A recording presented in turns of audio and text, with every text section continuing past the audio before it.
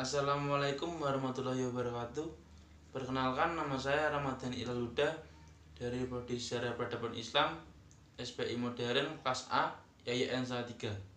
Di sini saya akan membahas materi tentang pembaruan di Turki. Tapi sebelum ke materinya, jangan lupa kalian subscribe channel ini ya guys. Klik tombol lonceng di bawah. Negara Turki adalah negara dua benua yang wilayahnya terletak di benua Asia dan benua Eropa. Negara ini mayoritas muslim bermazhab Sunni. Posisi geografis yang strategis itu menjadikan Turki jembatan antara timur dan barat.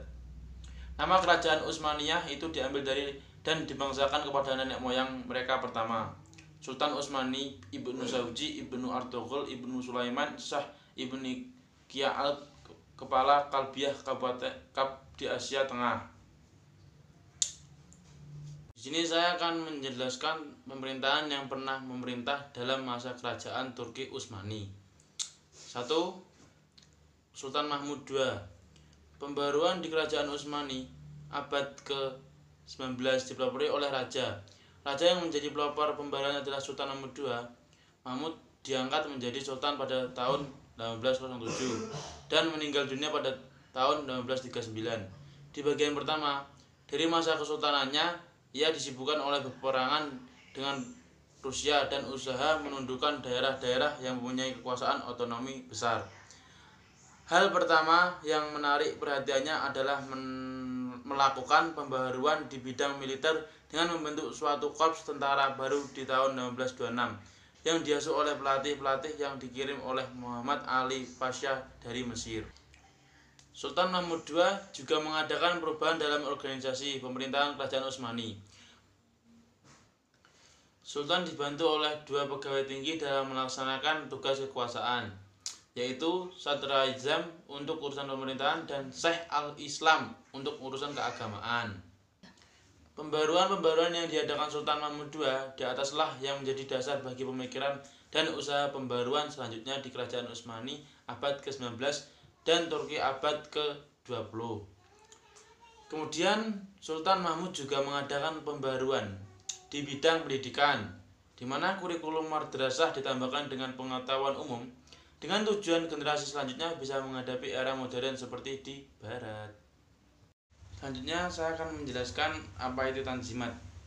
Tanzimat berasal dari bahasa Arab nazoma ya yunazimu tanzimatan dan mengandung arti mengatur, menyusun dan memperbaiki. Dan di zaman itu memang banyak diadakan peraturan dan undang-undang baru. Gerakan tanzimat didasari oleh pemikiran barat dan meninggalkan pola dasar syariat Islam. Penyingkiran Islam oleh pemerintah Turki salah satunya tercermin dari penghapusan kalimat agama negara Turki adalah Islam yang semula terdapat pada pasal 2 konstitusi negara. Pembaruan yang dilakukan meliputi pembaruan di bidang hukum, pendidikan, pemerintahan, dan administrasi.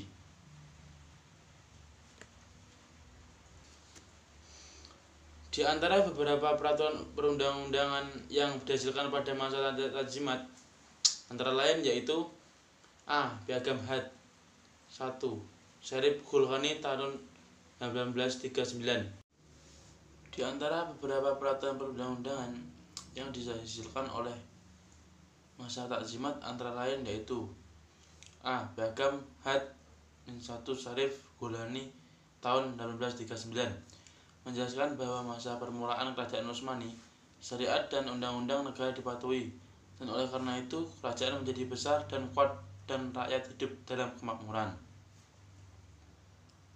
B. Piagam Had 1 Humayun 1856 Masehi yang menjelaskan desakan orang Eropa pada kerajaan Turki Utsmani yang menginginkan ada kesamaan hak antara orang Islam dan orang non-Islam di Turki Utsmani pada saat itu. Tokoh-tokoh dalam gerakan tanzimat ialah sebagai berikut. Mustafa Rashid Pasha. Kemajuan Eropa disebabkan oleh kemajuan iptek. Dijunjung tingginya toleransi umat beragama. Menjunjung tinggi pendidikan yang universal. Mustafa Sani. Apabila Turki ingin maju, maka ia harus meniru sebagaimana apa yang terjadi di Eropa. Mahmud Sadid Rifat Pasha. Turki dapat mencapai peradaban modern Bila ia dapat menjalani hub baik dengan negara-negara barat, kemudian menciptakan keamanan dan ketertiban dalam negeri dan membatasi kekuasaan absolut sultan agar ia tidak berbuat sehendak hatinya. Ali Pasha, penyempurnaan hukum pidana dan mendirikan sekolah Galatasaray yang mengajarkan pengetahuan umum berbahasa Prancis. 3. Utsmani Muda. Golongan inteligensia kerajaan Utsmani yang banyak menentang kekuasaan absolut sultan dikenal dengan nama Utsmani Muda. Utsmani Muda pada asalnya merupakan perkumpulan rahasia yang didirikan di tahun 1865 dengan tujuan untuk merubah pemerintahan absolut kerajaan Utsmani menjadi pemerintahan konstitusional. Tokoh-tokoh Utsmani ialah Yahya Pasha. Yahya Pasha lahir pada tahun 1625 di Istanbul dan meninggal dunia pada tahun 1680. Ia anak seorang pegawai kantor bercukai di Istanbul. Usaha-usaha pembaruannya antara lain, kerajaan Utsmani menurut pendapatan harus dengan sistem pemerintahan konstitusional, tidak dengan kekuasaan absolut. Terus Midhat Pasha. Midhat Pasha yaitu nama lengkapnya Hafidh Ahmad Syafiq Midhat Pasha. Lahir pada tahun 1922 di Istanbul. Beberapa langkah pembaruannya ialah memperkecil kekuasaan kaum eksekutif dan memberikan kekuasaan yang lebih besar kepada kelompok legislatif. Golongan ini juga berusaha menggolongkan sistem konstitusi yang sudah ditegakkan dengan memakai istilah tema-tema yang islami seperti musyawarah untuk perwakilan rakyat, bai'ah untuk kedaulatan rakyat, dan syariah untuk konstitusi. Selanjutnya Namik Kemal.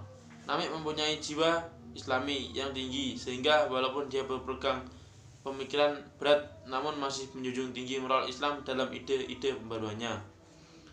Menurut Turki saat ini mundur karena lemahnya politik dan ekonomi. Jadi ya kita akan melanjutkan yang selanjutnya. Selanjutnya adalah 4. Turki Muda. Gerakan oposisi di kalangan perguruan tinggi mengambil perkumpulan rahasia oposisi berbagai kelompok. Inilah yang kemudian dikenal dengan nama Turki Muda. Ahmad Riza 1859 sampai 1903. Pembaruan yang dilakukan oleh Ahmad Riza antara lain adalah ingin mengubah pemerintahan yang absolut kepada pemerintahan konstitusional, karena menurutnya akan menyelamatkan kerajaan Utsmani dari keruntuhan adalah melalui pendidikan dan ilmu pengetahuan positif dan bukan dengan teologi atau metafisika. Yang keenam di sini ada Mustafa Kemal. Mustafa Kemal lahir di Salonika 1981. Dia seorang pemimpin Turki baru yang menyelamatkan kerajaan Utsmani dari kehancuran total dan bangsa Turki dari penjajahan Eropa. Ialah pencipta Turki modern dan atas jasanya ia mendapat gelar Atatürk, Bapak Turki. Wetarisme, sekularasi, dan nasionalisme itulah yang menjadi dasar pemikiran pembaruan Mustafa Kemal. Pembaruan pertama ditunjukkan terhadap bentuk negara. Pemerintahan harus dipisahkan dari agama. Dengan demikian yang berdaulat di Turki bukan lagi sultan tetapi rakyat. Kemudian timbul persoalan bentuk negara yang telah berubah organisasinya. Golongan Islam mempertahankan bentuk khilafah dan golongan nasionalisme menghendaki bentuk republik. Setelah diadakan amandemen terhadap konstitusi 1921, ditetapkan bahwa negara Turki adalah negara republik dan agama negara adalah Islam.